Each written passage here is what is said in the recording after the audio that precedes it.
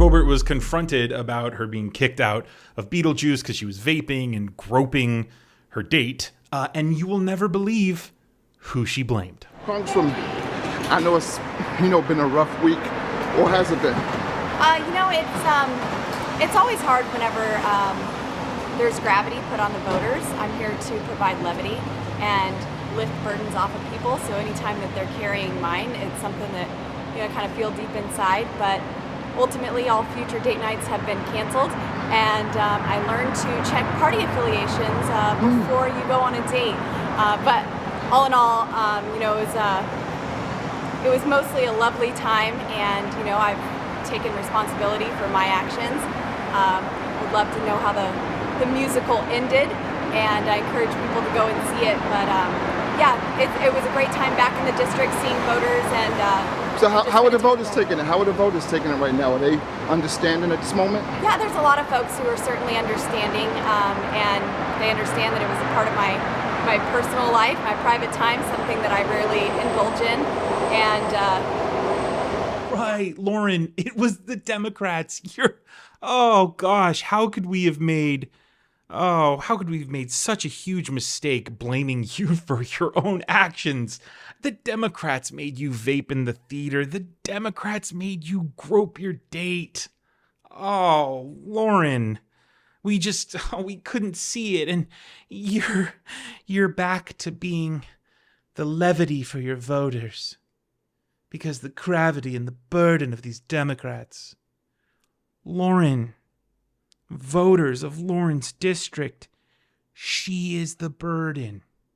She is the gravity. She is the problem.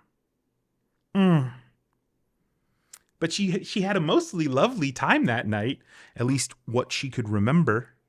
And she's taken responsibility. Right. She took responsibility after there was video proof of her vaping. After there was video proof of her groping her date. Which she still hasn't really taken responsibility. Come on. She's not going to have another date with him. He's a Democrat. This strategy of blaming Democrats whenever these Republicans get in trouble is pervasive. I swear it's probably what Kevin McCarthy told them all to do. You get stuck, you get in a jam, bring up the Democrats. George Santos did this the other day, interview, where he was played clips of all of his lies. He did the same thing. Blame Democrats. My grandparents survived the Holocaust. My mom was a 9/11 survivor. They sent me to a good prep school, which was Horseman Prep in the Bronx. I actually went to school on a volleyball scholarship. When I was in Baruch, we were the #1 volleyball. Did you graduate? But I put myself through college and got an MBA from NYU. So, Congressman, I just want to give you a chance here. You've admitted, I understand you didn't graduate from NYU. Horace Mann says they've searched the records. There's no evidence that George Santos or any alias attended Horace Mann. Can you explain to anybody watching that why you said some of the things that you've said, which you yourself have admitted are not true? Erin, you know what would be great? And I'm not deflecting, but I'm just going to call you out here in CNN. Have you brought Joe Biden on the network and spoken about all the things he said across the last 46 years? Because I haven't seen it. Joe Biden was top of his graduating class. Congressman Santos, this interview is between you and me, and it is about you. I understand, but we started off on impeachment. That was a preface of this interview. So I'm really going to go back. Are you bringing Joe Biden on?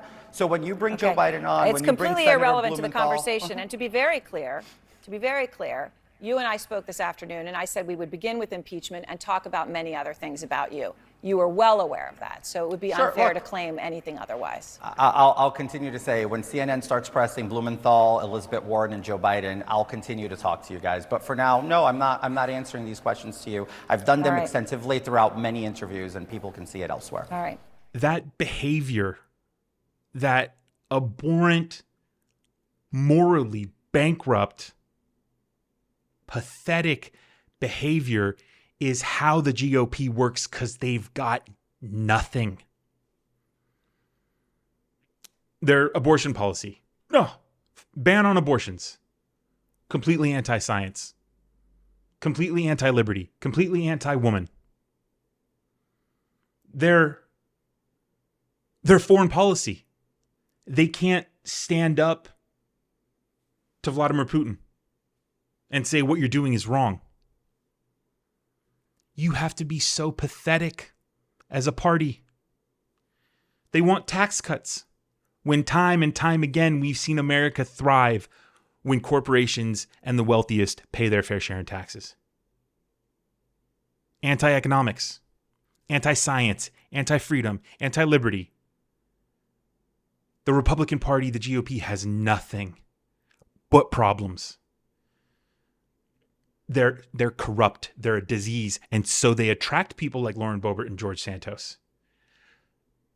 George Santos and Lauren Boebert would never get away with, running as a Democrat. They would be weeded out. And if there was a Democrat who ever behaved like Lauren Boebert did in that theater, they would be incinerated immediately. What's happened to Lauren Boebert? Has she lost any positions? Nope. Any committee assignments? Nope. But she's going to sit up there, right? She's going to tell us all about how the morally bankrupt ones are the Democrats. Are you kidding me? And you've got people on Twitter, Nate Silver, the big political prediction guy, who says, I don't care about this Lauren Boebert controversy. It's so far beneath me. And he equated it to what John Fetterman wears and Chuck Schumer relaxing the Senate's clothing rules. Really? Anybody who thinks like that, wake up. Because Lauren Boebert is indicative of the big cancer that is holding America back. So don't pretend like you're just above it all. Oh, I don't even want to think about Lauren Boebert. Please, wake up. They're pathetic hypocrites who are hurting Americans with their policies. Policies that they can't justify. Policies that will not sustain our country. Policies that will hold us back.